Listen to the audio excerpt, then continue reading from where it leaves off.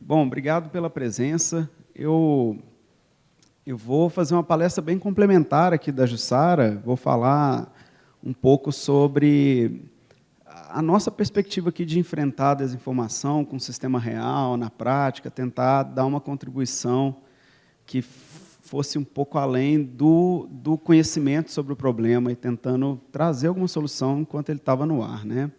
Enquanto a coisa estava acontecendo. Vamos puxar da onde a coisa começou. Tá? Acho que todo mundo lembra dessa frase, né, do Zuckerberg, né, tentando se explicar lá. Senador, a gente vende propaganda, né, Senator, we sell ads. Tinha até camisa com isso aí na época. Se a gente olhar, aqui está a produção, aqui está o quanto que o Facebook fatura com propaganda, né, a meta, num ano. Esse valor, 113 bilhões ali, né, ele é superior ao PIB de muitos países como Uruguai, Equador, países menores, mas é superior ao PIB de muitos países. Então, isso é uma empresa, né, é surreal, se for pensar a quantidade de dinheiro que circula ali, e na propaganda, né. Então, aconteceu muita coisa em torno do Facebook e a gente tem que entender melhor. Eu ficava muito curioso vendo a eleição americana de fora, assim, né, não, vendo aquele caos da desinformação lá, sem conseguir entender. E acho que coincidiu com um ano que eu passei um ano sabático, passei um ano no Instituto Max Planck, com bem mais tempo livre do que a gente tem normalmente na universidade, e eu estava ali tentando fazer curso de Deep Learning, aprender alguma coisa nova para trazer e tudo mais, mas o que assim, orientava a minha curiosidade era o que aconteceu na eleição dos Estados Unidos, e eu não conseguia entender como que as pessoas lá tinham acreditado que tinha uma rede de pedofilia por trás da Hillary Clinton e por trás de uma pizzaria, e teve gente invadindo pizzaria. Eu falei, como é que esse povo acreditou nessas coisas? Eu não consegui. Depois a gente foi vendo, foi vivendo aqui no Brasil e vendo o absurdo acontecer aqui e entendendo mais claramente, né? Mas nesse ponto, então isso é 2017, eu estou construindo aqui o projeto que a gente criou, que é o Eleições Sem Fake, né?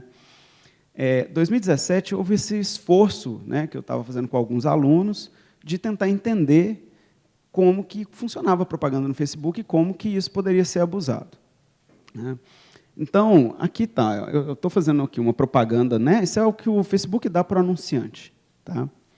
Estou aqui fazendo uma propaganda para Pará de Minas, minha cidade natal, para pessoas de idade de 13 a 35 anos, né? Idade mínima para se ter uma rede social é 13 anos, apesar de que saiu um estudo recente aí mostrando que muita gente de 10 anos está usa na conta do pai. Esse é outro assunto. Aí eu estou mirando mulheres e que tenha escolaridade high school, né, que tenha renda familiar entre 2 e 3 mil, olha o que o Facebook dá para o anunciante, né, que tem interesse em religião, e por aí vai. E aí o Facebook te fala, olha, tem 6.500 pessoas com esse perfil. Aí você vai lá e faz uma propaganda para eles. Isso tem muito valor, gente, né?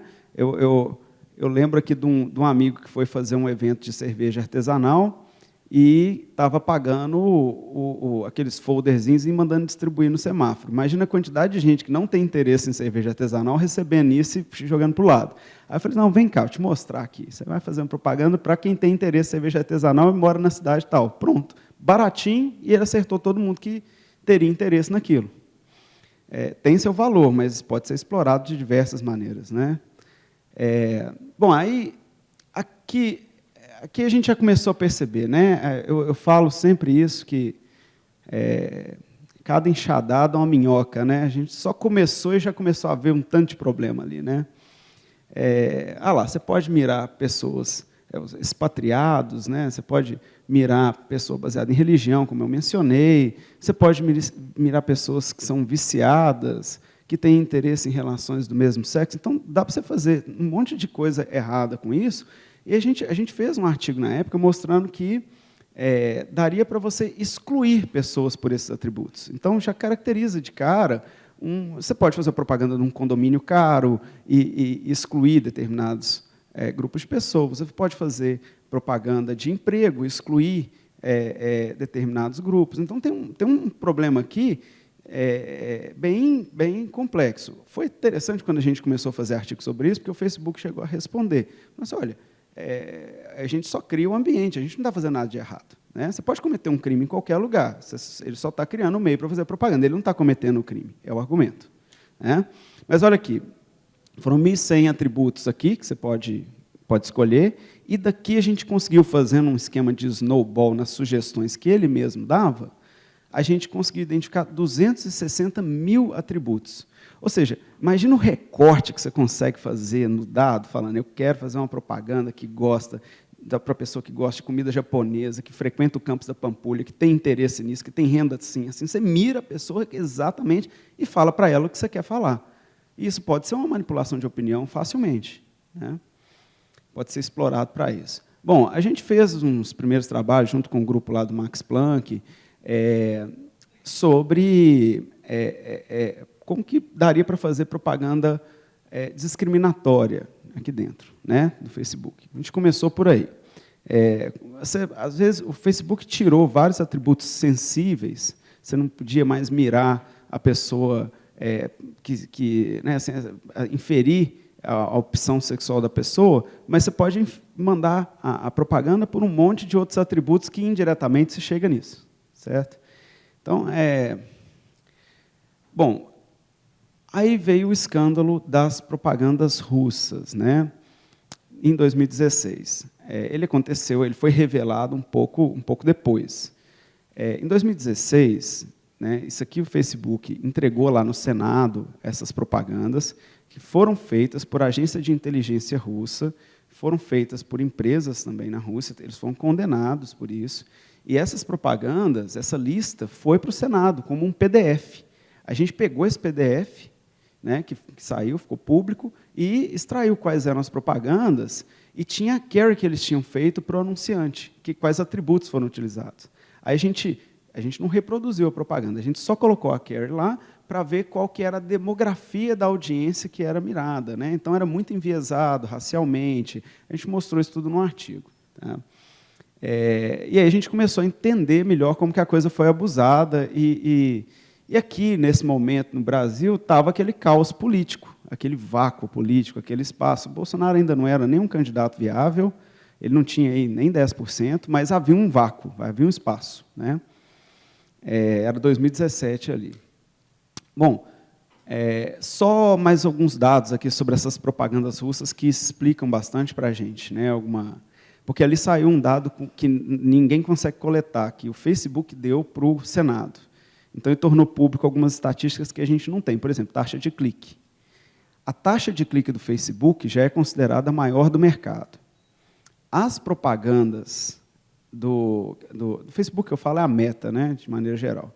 As propagandas russas que foram feitas e miraram aquela população ali, né, com conteúdo divisível e tal, elas tinham uma taxa 10 vezes maior do que as propagandas do Facebook. Elas tinham um apelo muito grande, as pessoas clicavam naquilo. É a ideia de uma fake news, ou de uma coisa muito atrativa, assim, porque é escandaloso. É um clickbait mesmo, mas é num tema muito... É religião, é raça, é coisa assim. E a gente foi olhando esses dados achando que tinha muita fake news, e não foi o que a gente encontrou. As propagandas elas eram divisíveis. O artigo que a gente fez, olha lá, Socially Divisive Ads, né, era focado exatamente em mostrar isso, que as propagandas elas tinham elas tocavam em temas que são que definem as pessoas praticamente e que são muito importantes para elas. Então eles jogam para um lado, é como se jogasse a pessoa ou para o lado de um candidato ou para o outro. Tocam em todos esses temas. Né? Bom, nesse ponto, eu me vi como no cara do filme, né? Don't Look Up, né? Não Olhe para Cima. Porque eu falei, isso vai arrebentar com o Brasil. Isso vai acabar, nesse vácuo político, vai vir alguém seguindo a mesma coisa que o Donald Trump fez. O Facebook está aí para permitir as propagandas. Vai ser um caos isso no Brasil na eleição de 2018. Ainda estava em 2017, e daí começou a construção de um projeto para a gente falar, olha, não acho que a gente poderia atuar só com artigo científico no pós-evento. Coletar o dado, depois passou a eleição, explicar o que aconteceu. Não, a gente vai ter que atuar de alguma outra maneira, porque a gente está descobrindo isso aqui, está vendo o que vai acontecer, era o cientista lá vendo o que vai acontecer e tem que avisar as pessoas. Então, foi a primeira vez que eu escrevi um artigo de opinião. Juntei com 2 professores do direito, e aí a gente pegou esse ângulo foi muito interessante, inclusive, a construção desse artigo, porque eu aprendi muito com os caras. Então, assim, olha, vamos para o Caixa 2, porque o Caixa 2 vai ser uma coisa que a gente consegue mostrar que, olha, dentro dessa plataforma do Facebook, você pode fazer propaganda e não vai ter como auditar isso direito, não vai ter como saber o que está acontecendo no Caixa 2. Porque o Facebook não tem dever de transparência. Então, os caras do direito mostraram que assim, é como se houvesse uma falha ali. Não tem dever de transparência. Ora, a propaganda que você faz na TV e tudo mais, aquilo tudo tem, um partido monitora o outro. O TSE só reage. Um partido fala, olha, aconteceu uma propaganda irregular na TV, no rádio, denuncia. Mas aqui você faz propaganda para um cara num raio de 1 quilômetro. Como é que vai ter como saber que aquela propaganda aconteceu para denunciar? Então, havia uma falha. E aí, se a gente escreveu esse artigo na Folha, foi legal que circulou, mas circulou muito onde devia circular, porque os caras são professores do direito, um na USP, o outro em Frankfurt, isso foi lido na área do direito. E aí, criaram pouco tempo depois, fizeram uma audiência no Senado, pediram para eu ir lá apresentar, eles também apresentaram, e a gente mostrou a gravidade da coisa. E aí, o TSE sentou ainda depois vou mostrar, o TSE chegou a fazer, né, a gente fez aqui, ainda vou chegar na parte do TSE, a gente fez uma base, né, começou a construir uma base, né, para tentar dar transparência sobre anúncios que estavam acontecendo então no Facebook. Que aí surgiu esse projeto. O que era essa ideia? A gente criou um plugin, junto com um grupo da OANA, um pessoal que estava no Max Planck na época que eu visitei lá, em que as pessoas instalam no Chrome, no Firefox, e doam a propaganda que ele vê ali no Facebook para o nosso banco de dados. E a gente abriu esse banco para qualquer um acessar. Era uma forma de dar transparência. Entendeu? Então, era isso que a gente fez. Então, quer dizer, se uma propaganda irregular atacando alguém e tal, acontecesse, e a pessoa que está, né, ela fosse mostrada para uma pessoa que instalou o nosso plugin, ela estaria na nossa amostra, teria como auditar. Certo? Essa é a nossa ideia. Então, isso provocou bastante. Assim, essas coisas são bem... você vê, teve uma universidade em Nova York que o Facebook chegou a entrar num processo contra eles por isso, né, para fazer uma coisa parecida com essa daqui. Essas coisas mexerem nesse espaço onde você sai da pesquisa e bota um sistema no ar, no meio de um ambiente político, é bastante tenso. Né?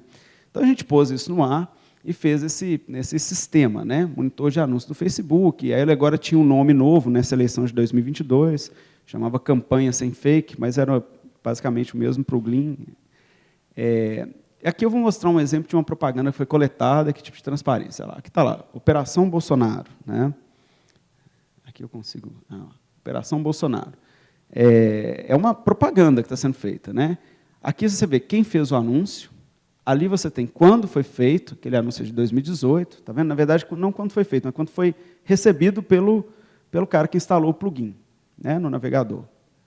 Aqui está o conteúdo, era nada demais, time Bolsonaro e tal, uma coisa assim. Era para promover uma página. Né? E aqui, quem foi o alvo? Aí tem essas explicações do Facebook. Né? O motivo que você está vendo isso é que eles miraram pessoas com mais de 18 anos no Brasil.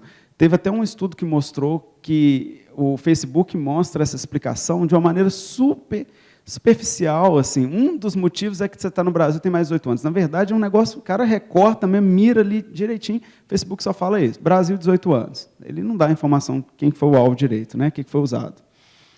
Bom, depois que a gente fez esse plugin, a gente precisava que as pessoas instalassem. Né, e a gente saiu falando na imprensa, né, tentando defender que as pessoas tinham que instalar, ajudar o projeto e tal. E foi depois dessa matéria na BBC que o negócio bombou, nossos servidores nem deram conta na época, porque vinha muito vídeo, muita coisa, a gente levou isso para o Max Planck, e 2.000 pessoas instalaram em 2018.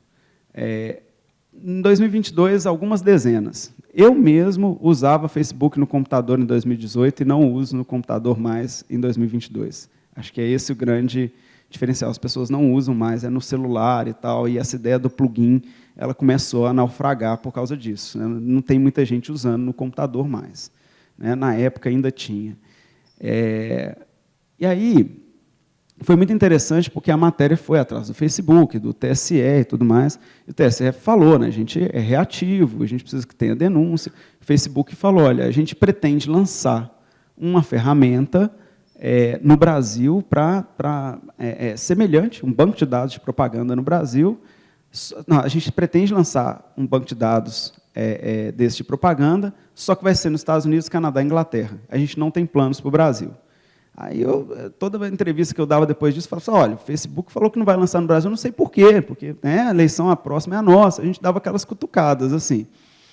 E aí, o jornalista lá, era um escrutínio via mídia mesmo. E aí, o Facebook...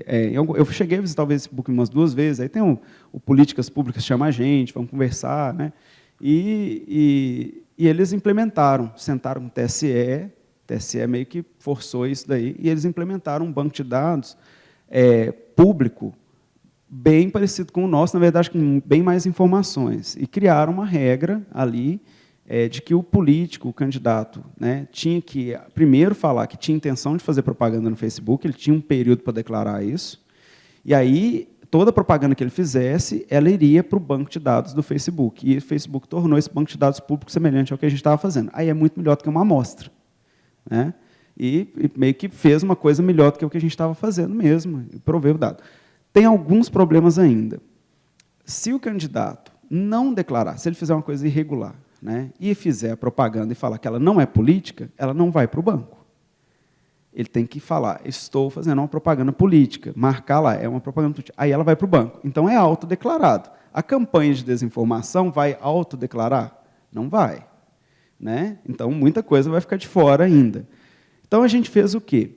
Coletou esses dados de propaganda política durante a eleição, aí a gente tinha centenas de milhares de propagandas realmente políticas feitas por candidatos reais, aí a gente treinou um algoritmo de deep learning para detectar propaganda política, e a gente conseguiu botar um sistema no ar que filtrava ali das nossas propagandas, que tinha muita propaganda não política, né? As propagandas que eram políticas. E aí a gente estava fazendo um sistema de monitoramento independente do Facebook. A gente argumenta isso, que a gente está fazendo algo que é independente. Se tiver uma propaganda, mesmo sendo uma amostra que não está lá na base, mas deveria estar, quer dizer que tem falha aí nesse processo. Então, foi isso que a gente fez. Foi esse artigo publicado na WWW, ficou entre os 4 melhores da conferência, e foi o caminho que a gente achou para ainda dar uma contribuição. A gente ainda defende que tem que ter sistema independente. A gente divulgou código, essas coisas todas, para outros surgirem.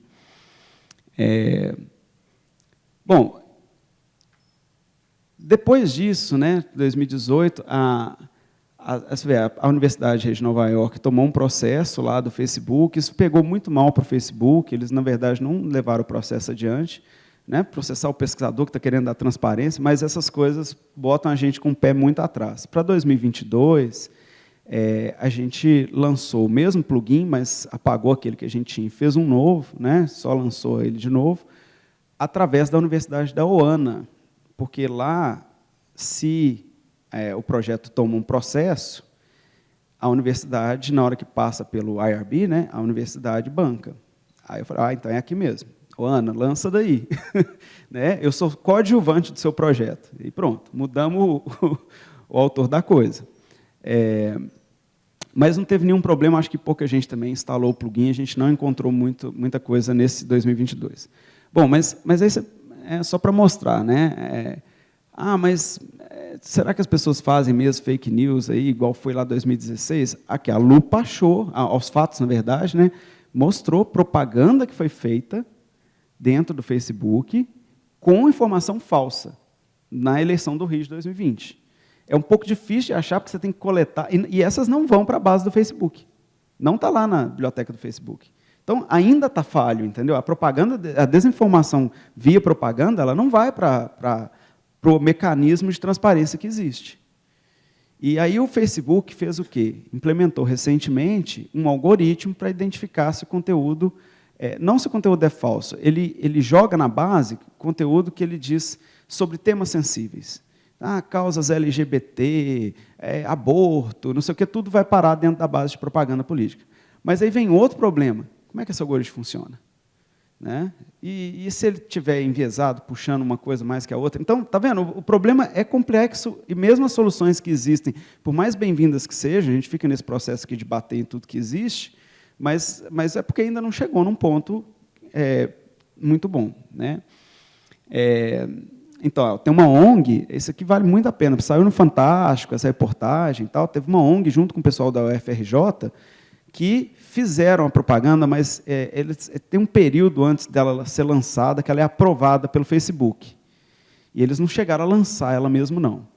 Mas eles fizeram propaganda que mirava uma aldeia indígena, falando que a data da eleição mudou.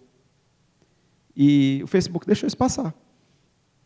Fizeram outra propaganda que mirava, sabe, grupos assim, uma aldeia indígena, coisa assim, falando assim, agora o voto não é mais obrigatório no Brasil, você está sabendo, né? Se passando como TSE. E o Facebook deixou passar. A moderação deles é zero. E está ganhando dinheiro com isso. Vira o gráfico lá, né? PIB maior do que PIB de vários países. Bom, então, voltando para 2018, na hora que a coisa estava pegando, eu vi que a propaganda no Facebook era um problema, mas aqui no Brasil parece que tinha um problema maior, que era o do WhatsApp. E esse não tinha tido em país nenhum. Né? Essa luta contra a desinformação ela é antagônica, né? Ela vai se adaptando aos sistemas, ao país, e se reinventando. E aí o problema do WhatsApp veio.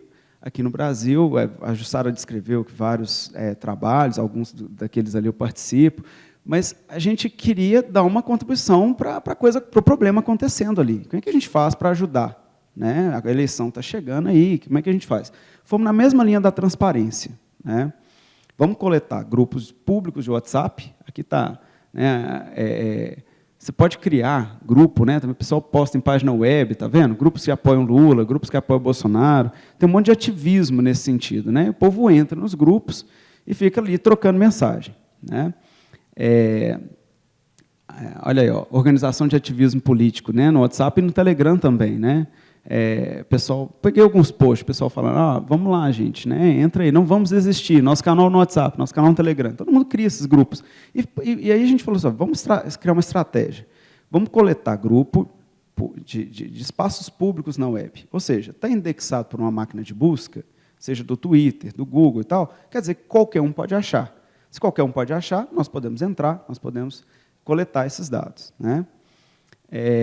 Entramos nesses grupos, coletamos um volume enorme de grupos, o que os nossos dados aguentavam. Né? Na verdade, a gente poderia estar coletando milhares de grupos, a gente coleta 1000 hoje, e durante a eleição de 2018 eram 200 e alguma coisa.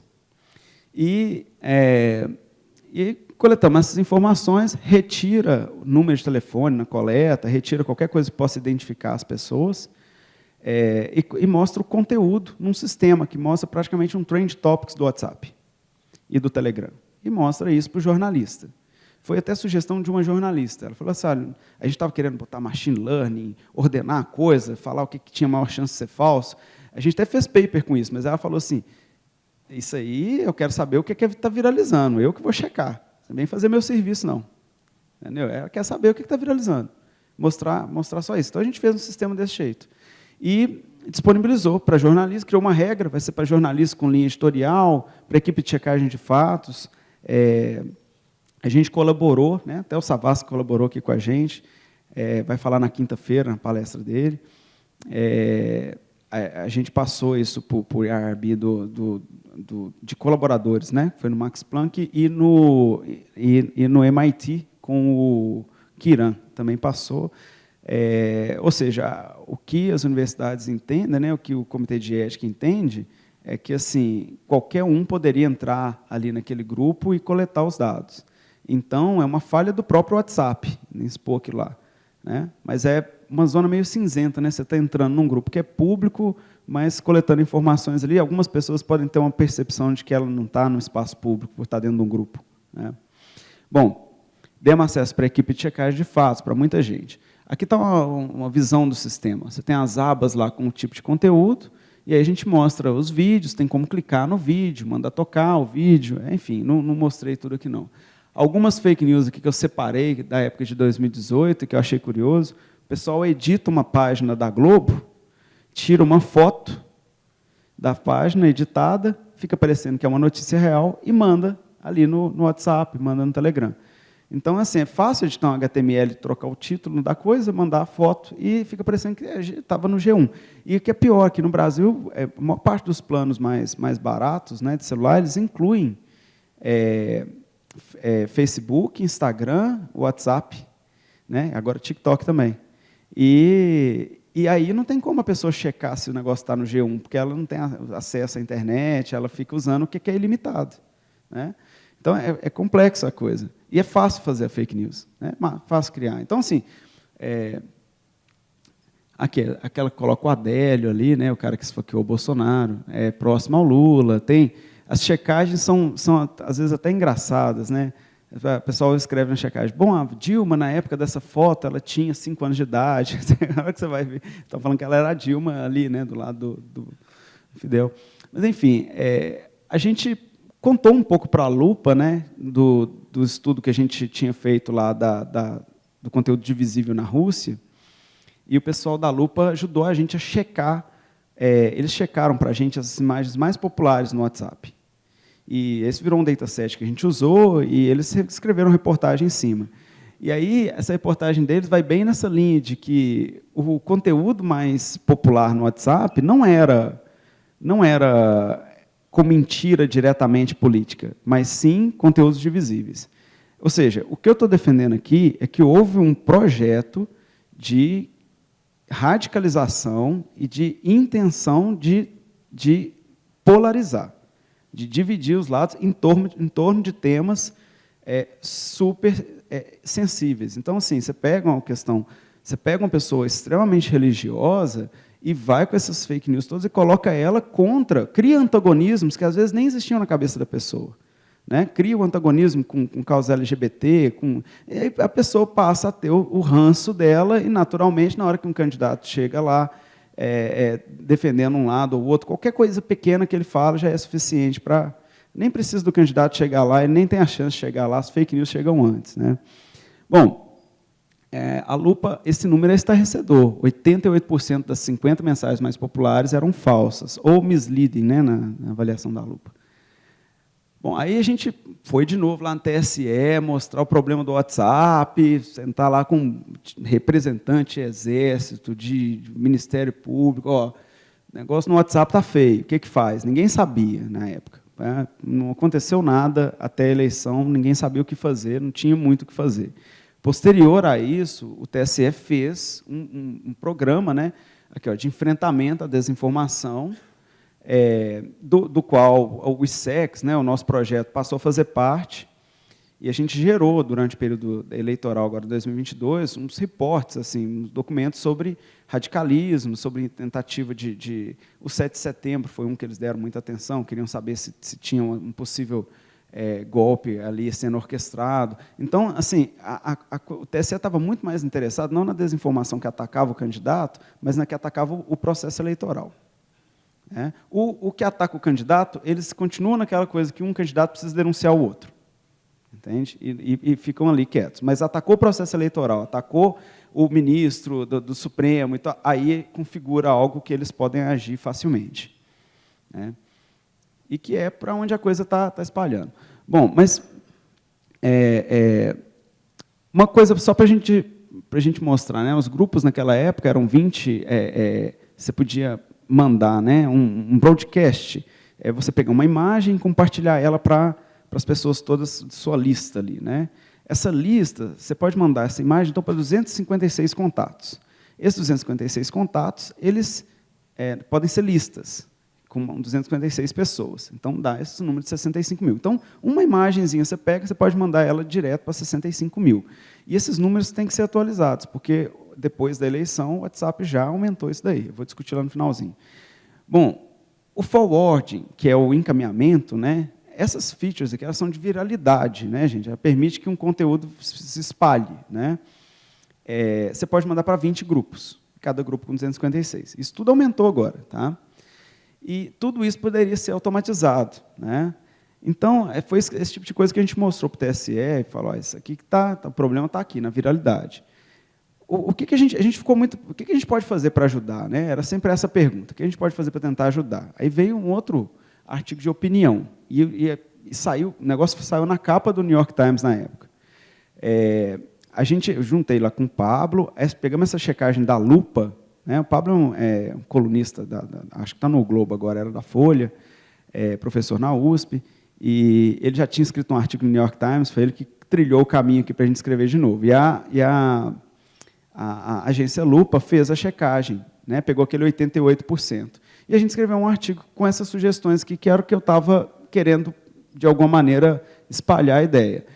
O WhatsApp poderia limitar essas features de viralidade, limitar o forward, limitar o broadcast, era essa a sugestão, limitar a criação de grupo, nem que ele travasse e congelasse a coisa ali naquela reta final de eleição, ia dar uma congelada naquele radicalismo todo que estava acontecendo ali. Essa era a ideia. Ideia é opinião, né, gente? Aí tem gente que responde, teve gente mandando mensagem para mim, falando: é um absurdo essa sua opinião. É opinião, né? Opinião é opinião. Você morre abraçado com ela depois que sai publicada aí também. Mas foi interessante que o WhatsApp implementou essa coisa da redução de grupos, né? Ele reduziu depois. Era uma forma dele fazer alguma coisa. Ainda não acho que resolvia, não. Ele limitou para 5 e depois criou aquele negócio do altamente encaminhado, né? E saiu reduzindo isso mundialmente, o altamente encaminhado. Agora, né, o WhatsApp voltou atrás com tudo, aumentou o número de grupos, criou comunidades. Comunidade, você pode criar vários grupos. Imagina assim, grupo Bolsonaro 1, 2, 3, 4, 5, 6, 7. Esses são grupos. Aí você manda uma mensagem para a sua comunidade inteira. Ele criou o mecanismo de disparo automático via API do próprio WhatsApp. Mas foi interessante isso aqui. Ó. No dia seguinte, o WhatsApp apagou 100 mil contas no Brasil. Até então, dava muita raiva, porque tudo que a gente falava do WhatsApp, eles falavam assim: a coleta desses caras não é representativa. E pior que a gente é pesquisador, a gente sabe, não é mesmo, a gente coleta 1000 grupos. O quanto que isso representa o WhatsApp? Não sei. Quem sabe? Ninguém. Não tem, então, não tem como argumentar contra isso. Eles estão certos, a gente não sabe a representatividade dos dados. Só que, na hora que a gente escreveu e o artigo foi na porta da casa deles, aí o negócio deu uma resposta, pagaram 100 mil contas. Bom, como é que a gente continuou a usar isso aqui depois? Depois da eleição, né, passou a eleição, teve o dia que o ministro chamou de balbúrdia, não sei o quê e tal, né, e aí a gente estava... O clima na universidade era terrível, né, atacando as universidades e tal. Aí eu entrei lá no monitor de WhatsApp, o negócio bombando de foto de pessoa pelada, de plantação de maconha, não sei o quê. Se você olhasse aquilo ali, parecia que assim, os alunos na UFMG eles gastam 12 anos para formar, só ficam fumando maconha, as festas, todo mundo pelado, não sei o quê. Não estão me convidando, então, para essas festas. Eu nunca vi. Né? Então, eu não fui em nenhuma. Era só isso, era um negócio inundado. Né? E aí, eu nunca... Uma coisa, assim, dentro desse projeto, a gente fica mineiro mesmo, né? Com medo da milícia digital, desse extremismo. A gente fica ali sem dar muita opinião, caladinho, tentando ajudar dando dado para o jornalista. E esse dia eu postei uma coisa nas redes e ela viralizou. E aí eu falei, pronto, né? Eu não tinha nem tempo naquele momento para mostrar número. Eu falei que tinha uma coisa com cara de orquestrado, um volume enorme de aumento de ataque às universidades. Aí era legal que as agências de checagem tinham acesso, e aí já veio a checagem. Eu fui checado, é isso mesmo, a frase lá foi checada. E a Lupa mostrou... Não, isso aqui foi aos fatos. Eles mostraram aqui, ó, que houve um aumento... Né, de uma semana para outra, de 950% do conteúdo que atacava as universidades. Então, foi só o ministro falar balbúrdia, aí pum, o negócio bombava no WhatsApp para ficar justificando, ratificando tudo que acontecia no governo. Entendeu? Aí veio outros jornalistas e mostraram que, em várias ocasiões, era só acontecer uma coisa polêmica que vinha desmentida dentro da rede, ou vem, virou, quer dizer, era uma estratégia que acompanhou a gente, não era uma coisa da eleição só. Ela sempre existiu ali, ela não tinha o mesmo volume da eleição, mas ela ficou, esse agito dentro do WhatsApp, ele foi mantido, né? E está até hoje. Bom, a gente... outras formas de ajudar, né, na prática, né? A Sara falou muito aí dos estudos com áudios, né? A gente pegou um conjunto de áudios no meio da pandemia, e foi o Felipe, a gente juntou aquilo ali e passou para o pessoal do Pablo Hortelado, que deu uma lapidada e filtrou aqueles mais críticos. Era um pessoal de comunicação, né, e tal. E aí eles passaram isso para o pessoal do Fantástico, e foi muito legal a reportagem. A gente nem aparece, a gente, sabe, ficou com assim, segundo o levantamento da UFMG, a gente fica bem escondido com medo dos ataques, né? Mas foi muito legal que eles tocaram os áudios e vinha um especialista desmentindo, sabe? Botaram, foi uma reportagem enorme, tocando os vários áudios falsos e falando, isso é falso, é mentira, né? Era umas coisas, era um hospital de referência de Covid lá de Porto Alegre, o cara falando que ele não tinha nenhum paciente com Covid lá, não sei, o negócio estava abarrotado de gente. E aí vem áudio falando, não tem nenhuma pessoa aqui, isso é mentira, Covid era mentira. Era coisa do caixão, estava com pedra, o outro falava que na funerária tal, não tinha nenhuma pessoa que morreu, não sei o quê. Aí vai ver, nem existe a pessoa, aquele profissional nem existe na funerária. A checagem de fatos é isso, o cara liga para a funerária, funcionário tal, trabalha aí? Não, tem essa pessoa que não. Então, a reportagem então, não existe, o áudio é falso. Cheio dessas coisas, né? Então, enfim, esse vídeo aqui, o pessoal do Fantástico também tirou dos nossos dados e foi atrás da mulher, eles conseguiram achar essa mulher e ela fazia um vídeo sobre cloroquina. Acho que foi o Fantástico que quis, né, assim, pregar na cruz mesmo. Achou a mulher, foi atrás dela e falou, de onde você tirou essa informação? E ela, vários vídeos no YouTube. Quer dizer, no meio do Fantástico, ela falou exatamente esse é o argumento dela para onde ela aprendeu sobre né, a coisa da cloroquina. A gente, né, teve muita coisa relacionada à identificação de atos antidemocráticos, né, os meninos que estão aí envolvidos no projeto vêm toda hora, era um jornalista, pedia alguma reportagem, pedia um material, a gente gerava a partir dos dados, mandava para eles. Perseguição a evangélicos, né, dentro dos grupos de WhatsApp, isso tudo saiu de dados que a gente compartilhou com eles, era através desse monitoramento que a gente faz. A gente passou por um monitoramento de Telegram também, né, assim, o Telegram passou a ser uma ferramenta importante, a gente precisou ter um monitor de Telegram também. A diferença do Telegram são que tem, né, 200 mil grupos, né? Desculpa, o limite para um grupo é dos 200 mil, lá no WhatsApp é 256. Então, né, o WhatsApp aumentou agora, mas o Telegram é um negócio de louco, né? Agora, o Telegram tem uma vantagem. Quando uma mensagem, né, vamos lá, a Jussara me mandou uma mensagem e eu passei essa mensagem para a Raquel, no Telegram vai mostrando que é da Jussara. A fonte vai sendo repassada. No WhatsApp, a Raquel vai receber a mensagem de mim. Então, ela tem uma percepção de endosso muito maior que a minha. É o Fabrício que está falando isso aqui, né? Então, isso assim, é muito simples, talvez, para a gente, né, não acreditar numa informação via WhatsApp, mas você pensa lá, uma pessoa... enfim, eu fico imaginando, eu fico sempre pensando nas minhas tias, o pessoal lá, né? Mas a minha irmã falou isso, ela não vai me falar mentira, quer dizer, mas ela está só repassando uma coisa que ela recebeu, ela não está endossando com aquele... Ela chegou ali, pingou lá para ela passou para frente. O outro interpreta com um endosso, ela tem certeza daquilo, né?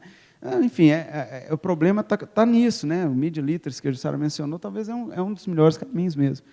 Eu assino a Turma da Mônica lá para minhas crianças, tem lá. Já umas 3 revistinhas que tinha alguma historinha sobre fake news na Turma da Mônica. Bem no sentido de ensinar a criançada a não acreditar em qualquer coisa. Bom, uma coisa importante quando a gente começou a mexer aqui no Telegram, né? Você vê, ainda era 2021 aqui, a gente fez um artigo e tal, estudou rede, não vou entrar em detalhe, não, mas uma coisa interessante é esse número aqui, 92% dos grupos pró-Bolsonaro, né, atividade que a gente conseguiu em grupos de política, seguindo uma metodologia, buscando grupos pró-Lula, pró-Bolsonaro. E aí o Telegram tem um sistema de busca por grupos, então você tem uma noção melhor da representatividade dos dados. E aí a gente viu que 92% das atividades dentre os grupos coletados estavam em grupos pró-Bolsonaro. 92% contra 8%. É um negócio, né, assim, isso nesse período coletado aqui, talvez mais próximo da eleição isso deve ter mudado, a gente não refez essa coleta ainda. Mas, nesse ponto aqui, saiu uma reportagem da Patrícia Campos Melo, em cima aqui dos dados, né? Não menciona a reportagem aqui, não, talvez está aqui para frente. Mas ela foi legal porque ela já na hora falou, o TSE não tem um acordo com o Telegram. Né? E aí começou várias outras reportagens sobre isso do TSE, do Telegram não ter um representante no Brasil, não está fazendo parte daquela parceria que o TSE criou de programa de enfrentamento à desinformação. Pouco depois veio o negócio que o STF mandou excluir conteúdos do Alexandre, como é que chama o cara lá? Do Silveira lá, e ele não excluíram, acho que tinha do Alan dos Santos também, coisa assim, e aí o Telegram deu a mínima, até vir o STF falou, olha, então o Telegram vai ser fechado na terça-feira que vem. Pronto, aí o Telegram respondeu, agiu, falou, que isso, está tudo certo aqui, ó, a gente age. Então, assim, a coisa, nessa reportagem aqui, foi a primeira vez que um jornalista estava começando a cutucar o TSE, que isso aí do Telegram não fazer parte da parceria seria problemático. Bom, rapidinho, o que vai acontecer para frente aqui, né? A primeira coisa é que o WhatsApp lançou comunidades. Então, agora você pode criar vários grupos, você mesmo gerenciar esses vários grupos. É uma ferramenta de marketing. Você pode ter, sei lá, você vende um produto. O seu pós-venda, você poderia ficar mandando mensagem para os caras que compraram o seu produto, certo? Aí você quer criar vários grupos, ter contato com eles, tudo bem, certo? Só que isso vai viabilizar o disparo em massa, que é proibido por lei agora. Mas também, assim, a lei interpreta disparo em massa como? Não tem um número, não é igual, a gente, da ciência exata, vai achando, né? Na lei está só falando de disparo em massa, o juiz interpreta. Né? Então, eu acho que eles viabilizaram, porque você pode criar vários grupos, mandar para vários, mas se você botar em número isso aqui, dá para ver. Né? E outra segunda coisa, eu acho que a gente tem que olhar isso aqui com um certo cuidado, sabe? Eu estava acompanhando ali nessa eleição, nessa última eleição americana, o Elon Musk escreveu aquilo ali, ó, né? Que ele pediu para os seguidores dele votarem num Congresso republicano, porque a gente já tinha um presidente democrata. Eu não tinha visto até então um dono de uma rede social pedir voto. É complicado o dono do meio, do mecanismo, isso traz uma complexidade aqui que, sabe, não é aceitável e tem que ser debatida pela sociedade. Eu, como integrante da sociedade, não quero isso. Não quero um bilionário aqui mandando, né, criando... Porque, e se ele mexer no algoritmo? Ele tem esse poder. E se ele botar visibilidade mais para um do que para outro? Porque, assim, nós não estamos falando de uma pessoa qualquer, nós estamos falando do dono da rede. E a segunda preocupação aqui, gente, é com essa PL das fake news que está aí para surgir. O meu medo é as coisas assim serem feitas de uma maneira muito atropelada, e aí, a hora que a gente vê, a gente estragou a internet no Brasil com alguma lei falha. Eu não tenho condição de dar palpite em lei, em elaboração de lei. De vez em quando chamam para participar de alguma coisa relacionada a isso, eu vou lá e apresento os problemas todos, igual eu fiz nessa palestra aqui, mas não consigo, não é na minha formação. Mas eu vejo com certo receio qualquer coisa feita atropelada, aí, porque tem O meu medo é assim, imagina daqui 4 anos um governo que vem de novo numa tentativa, né, uma empreitada autoritária, de tomada de poder, e usando fake news e tudo mais. Qualquer lei que você criar aqui, você tem que pensar que esses caras podem usar ali para eles, lá para frente. Entendeu? E tem essa discussão aí. Você tem que pensar que você pode ter em algum momento, você pode ter um Nunes Marques na frente de um TSE. Né? Então, a coisa ainda tende a ser bastante complexa. Eu acho que a gente ganhou um fôlego só, mas essa guerra... Tem assunto aqui para pesquisa até o final da carreira. Esse assunto que vai longe. Né? Bom, botei a foto de alguns aqui que ajudaram, tem muito mais gente. Tá? Desculpa os alunos mais novos, aí, principalmente participaram de um paper, de outro, de alguma coisa, mas esses aqui são um projeto de 4 para 5 anos. São as principais pessoas que ajudaram a gente aí na construção. Foquei muito mais aqui nos sistemas, no impacto para a sociedade, do que na contribuição acadêmica, mas ela existe também, caminhou junto com essas contribuições todas aqui. Ao longo disso aqui, a gente formou doutores, mestres, foi muito trabalho acadêmico feito. É um projeto de pesquisa e extensão da UFMG. É isso, gente. Obrigado.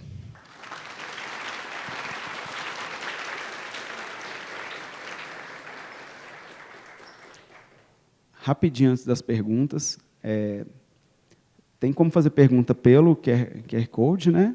Eu devia ter falado antes da palestra começar, mas acho que vocês já estão acompanhando. E tem um sorteio agora também? Tá, joia? E tem como você tá passando, né, o QR Code para você registrar, por causa do certificado e tudo mais.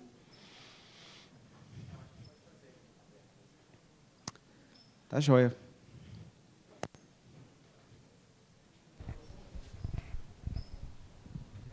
Gente, está aberta a sessão de perguntas. Não tem nenhuma no QR Code, então só levantar a mão. Então.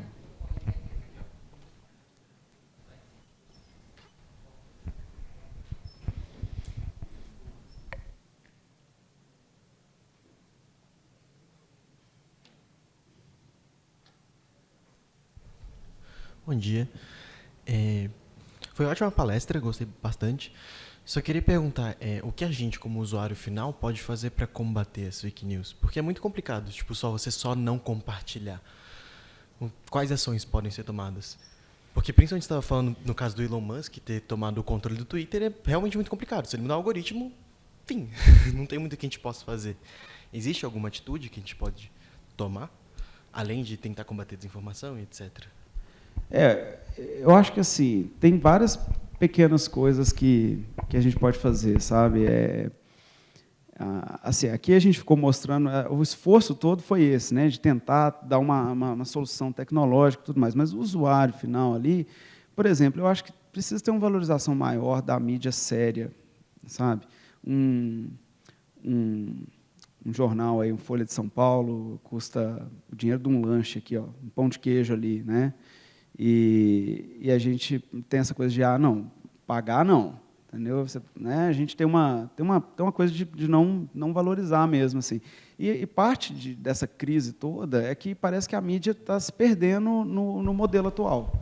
Ela tinha um modelo em que o valor do conteúdo dela fazia as pessoas assinarem, e cada vez menos isso vai gerando lucro para elas, e ela tem uma concorrência do outro que é um clickbait danado, o blogueiro está dando mais certo do que uma Folha de São Paulo inteira. Tem uma reportagem que mostra um cara na garagem, qual que era a cidade? Era no interiorzão de Minas aqui. O cara, na mesma garagem, ele tinha sites de fake, isso mais nos primórdios, tá? Ainda na época do Orkut ali e tal, mas o cara tinha site de fake news, tanto de esquerda quanto de direita, no mesmo estabelecimento. Né? A reportagem foi atrás dele, e o cara ele ganhava muito dinheiro com propaganda dentro dos sites. Sabe, ele que foi o inventor daquelas lá que a Marisa, esposa do Lula, na verdade, foi vista na Itália. Marisa é vista na Itália, não morreu, né? Ele viu que o tanto de dinheiro aquilo ali daria. Certo? O povo, que Marisa foi vista na Itália? Clica. Né? É isso, gente. Eu vi outro dia um clickbait que eu caí, que morri de raiva, era assim, CBF julga e retira o Inter da Copa do Brasil. Opa, que isso? Tirou o time da Copa do Brasil. Cliquei, sub-17. Só para você clicar no negócio, ver que é um monte de propaganda ao mesmo tempo, e o cara faturou. Então, tem um modelo aí que dá mais lucro do que montar jornal sério. Então, assim, onde que a gente pode ajudar nisso? Né? Acho que é uma conscientização, primeiro, sabe? Mais uma. Fabrício, tem mais uma aqui que é... Também, para completar a sua resposta, uma coisa que muitas pessoas fizeram é fugir para Mastodon, né? Onde aqui, estruturalmente, é bem diferente. É também uma plataforma de microblogging, só que é tudo software livre, é tudo federativo, é como e-mail. Então, são vários servidores administrados por pessoas diferentes, com as regras diferentes, mas que comunicam entre si, então dá para atingir os outros servidores. Sim. Então, eu vi muitos novos usuários depois da tomada da posse do Musk, que foram para Mastodon. Eu convido todo mundo a fazer isto. E fugir dessas coisas, gente. Se não querem ser dominados por esses bilionários que fazem as regras e não entrar nessas coisas, né? Ou sair, né? Se vocês já estão lá. Esse é o caminho ideal. Só que ele é muito difícil dele emplacar, porque o modelo, né, tomara que emplaque, mas assim, eu falo que é tão difícil dessas coisas acontecerem, porque o modelo de negócio dessas redes, elas são, por natureza, monopolistas. Porque se você... a rede só é interessante se as pessoas estão lá, certo? Então, falar assim, vamos todo mundo mudar? Aí mudou uns gatos pingados, aí você não muda, porque está interessante a anterior ainda. É difícil de sair e construir uma nova, é muito difícil essa ideia, mas realmente o caminho é para uma coisa assim que não dependa, não fique na mão do o efeito de rede é o grande problema. Agora, não é monopolista o Mastodon, porque são milhares, talvez dezenas de milhares hoje de instâncias. Sim, sim. E você pode facilmente migrar de uma para outra. Se não gosta das regras de uma, vai para uma outra. E como e-mail, entende? Bom, agora, acontece que e-mail hoje, quase todo mundo está no Gmail, mas enfim, não deveria ser assim. São instâncias diferentes, gerenciadas por pessoas diferentes, com valores diferentes, com regras diferentes. E o usuário pode facilmente ir de um para outro. Agora, tudo está interconectado e dá para, então, atingir ter amigos, lá, sei lá como se chama, em qualquer uma das instâncias. Como dá para enviar e-mail para um outro servidor. É complexo. O influencer que está lá rachando de ganhar dinheiro na rede, conseguiu a sua base sólida de seguidores, ele não tem interesse nenhum de sair dali. Né? E aí as pessoas estão interessadas no conteúdo dele. Como é que isso... É difícil Eu acredito também que dá para publicar automaticamente no Twitter. Levar todo mundo para lá? Tem bot, coisas assim. Acho que existe. Eu não sou nessas coisas, né, como vocês sabem. Nem tenho celular, né? Mas...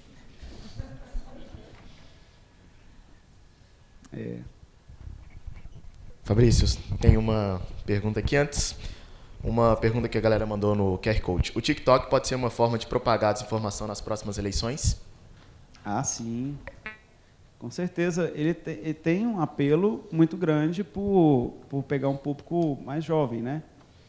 E, se for pensar, são pessoas que não votaram na última eleição e que vão formar opinião e votar na próxima. Então, é um alvo bom, né? Você pegar um pessoal que ainda não votou, não escolheu o lado, radicalizar ele, trazer ele para cá, trazer ele para lá.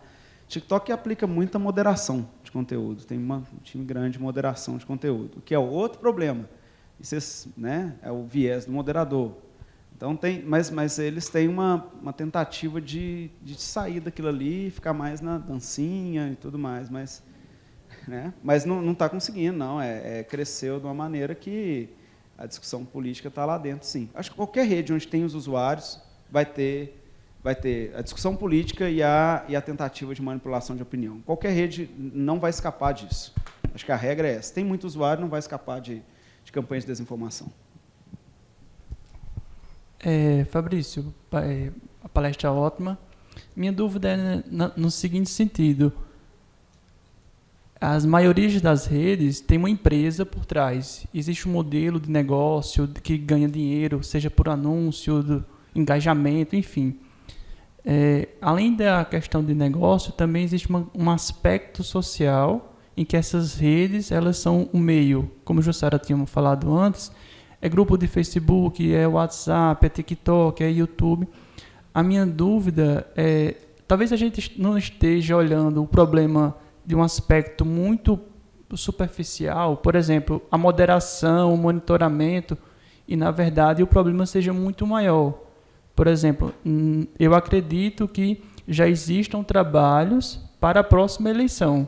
As pessoas já estão tentando entender o comportamento, por exemplo, como a pergunta anterior, o TikTok talvez seja o melhor caminho para a próxima eleição, isso já está sendo feito hoje. Não vai acontecer na véspera da eleição, por exemplo.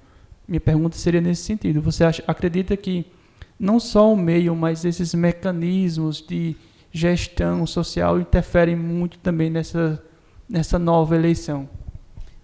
Aquelas propagandas russas, a gente foi achando que foi ali, na véspera da eleição. Na hora que pegou elas foram feitas ao longo de 2 a 3 anos. E muitas vezes para conquistar uma base de pessoas. Assim, é uma propaganda de uma página. Vamos apoiar essa página, não sei o quê. Aí atrai um monte de seguidores. Depois que está pronta a página, ela não precisa nem fazer propaganda mais, ela tem um monte de seguidores já. Aí posta só, né? Mas essa... Eu acho que é isso mesmo, tá? Assim, já está... Se for parar para pensar, essa base, né, essa base, sei lá, bolsonarista que existe hoje e tal, ela continua ali sendo agitada, continua acontecendo, né? Existe a militância dos dois lados e tudo, mas assim, existe já um plano para a próxima eleição. Já está ali organizando, é oposição mesmo, qualquer coisa que é aprovada, já vem um cara levantar e questionar, quer dizer, qualquer oposição dentro da política faz isso. Só que isso está ainda acontecendo via um agito dentro das redes, quer dizer, para manter, para não deixar aquele fogo apagar, né? O cara que já tomou um lado, tomou uma direção, não deixar isso se perder, entendeu? Então, assim, as campanhas estão aí, constantemente. E surge uma rede nova, surge um material novo, elas vão para aquela rede. E eu acho que o modelo é esse, privado e tudo mais, mas assim, existe uma discussão sobre regulamentação das redes, sabe, de responsabilização, e que é complexa, é difícil até de opinar nisso. Justamente por ser algo orquestrado e financiado, a difusão de desinformação, não faria mais sentido visar quem produz a desinformação do que quem difunde, sendo que essa difusão pode ser até parte orgânica mesmo, apesar de ser grande parte automatizada? Teve uma proposta que não foi para frente, de incluir nessa PL das fake news uma forma de saber quem disparou a coisa no WhatsApp. Como é que ela funcionaria? Ela colocaria uma obrigação do WhatsApp de criar um log. O WhatsApp já tem um hash das imagens, dos vídeos que foram compartilhados. Cada conteúdo que vai ali, ele tem um hashzinho para poder falar até que esse que foi encaminhado tantas vezes, ele tem isso. Então, ele ia obrigar uma rede como o WhatsApp a logar essas coisas por um período de X dias. Então, se um juiz entra e fala, olha, eu queria saber quem disparou esse conteúdo aqui. Sob ordem judicial, o WhatsApp teria que ter essa informação e aí ele mandava. Quem fez foi esse cara aqui. Isso não foi para frente por quê? No debate, ficaram com medo da perseguição. Aí você pensa que, a partir do momento em que alguém está no poder e tem poder, esse controle de, sei lá, de criar ação judicial e querer saber o que fulano que disparou, ciclano disparou, quem começou tal coisa, isso pode ser usado para perseguir. Certo? E aí não souberam resolver e não entrou na PL das fake news. A PL das fake news ela está em debate, ela não está fechada, né? Mas tem um monte de proposta ali caminhando. Algumas coisas são claras, óbvias e importantes. Cada rede com mais de tantos mil usuários tem que ter sede no Brasil, tem que ter representante. Em 2018, aqui, o WhatsApp fez reunião com o TSE por Skype, aí, por videoconferência lá e tal. Eita, qual que é o problema aí? Estavam nem aí, entendeu? Não estavam nem aqui mesmo, literalmente não estavam no país, né? Então, assim, tem um processo. E também não estavam, talvez, por causa de outras coisas. Lembra antigamente, quando vinha um juiz e mandava tirar um conteúdo de uma rede, aí ele falava assim, se não tirar, prendia lá o diretor do Facebook, prendia, eram umas coisas tão esdrúxulas que esses caras falavam assim, eu não vou pôr escritório em qualquer lugar, não. Entendeu? Quando não me obrigar, eu não ponho escritório. E tem a responsabilização de bots, né? Quer dizer, você pode forçar na lei que você pode ter bot. O WhatsApp, o Telegram tem bot, tem uma API para bot, desenvolvedor para bot ali, tudo mais. Só que a lei pode falar assim, olha, se for automático, tem que dizer que é. Tem que autodeclarar, sou um bot, entendeu? Assim, é uma coisa do tipo, quando você entra no avião, você fala, eu não estou portando uma arma. Você não pode depois, lá no meio do voo, eu não sabia, né? Trouxe meu fuzil. Você não pode, né? Você assinou falando, não. Então é isso. Hoje em dia, esse cara aqui está fazendo disparo com bot, automação, não sei o que. Está terra de ninguém. Se falar na lei, não pode, Se fizer, tem que autodeclarar. Então, esse cara descobriu, investigou, a polícia foi na casa, prendeu lá, ó, tá aqui, ó, o código que dispara automático. Aí ele não pode falar que não sabia que era ilegal. Fabrício, complementando aquilo que você tinha falado do Elon Musk e a possibilidade de ele mudar o algoritmo no futuro, né? Eu acho que nem é questão de ter essa possibilidade, porque ele já fez isso. Ele Já foi, né? Ele aumentou o alcance dos posts dele. Foi depois disso, foi esse ano, né? Então, imagino que não tenha afetado a eleição americana, mas como será que isso pode impactar próximas eleições aí, se ele inventar de ficar expressando as opiniões dele? Porque eu acho que ele, se não for, deve ser um dos maiores perfis do site. E o jeito que ele mudou o algoritmo, os posts dele aparecem até para quem não segue ele. Tem um if Musk lá, né? If Elon Musk mostra. Não, é isso mesmo. Isso, a gente não sabe direito o impacto disso. Quando ele botou o Twitter no carrinho, mas não tinha concluído a compra, lembra, né? Ele falou algumas coisas ali assim, eu vou mudar, agora vai ser o seguinte, a gente vai ter uma autoridade mais forte dentro da rede. Porque hoje, para criar uma conta no Twitter, você nem precisava ter número de celular. Então, era muito fácil sair criando várias contas, criar bot. A gente, para coletar dados, já fez várias vezes. Então, ele queria criar uma identidade mais forte. O que é ruim para o lado de estar pegando mais informações dos usuários, né? Está sabendo mais da gente, está vinculando mais, é melhor para marketing, para eles. Então, tem os problemas que o Facebook traz. Mas, ao mesmo tempo, isso ia tirar a bot do sistema. Aí eu falei, se ele fizer isso, eu quero ver se tira um monte de bot. O Twitter talvez perde valor. Porque as redes também são coniventes, questão de bot lá, porque é mais usuário, né? Na rede, aumenta o valor, né? Você posta uma coisa, um negócio infla, tanto de bot dando like, é uma rede cheia de bot. Na hora eu falei, será que ele vai fazer isso mesmo e tal? Mas, nossa, ele fala, aí ele não faz, aí ele compra, descompra, é uma confusão. Ele é um gerador de entropia, né? Então, eu acho que essa mexida na conta dele, né?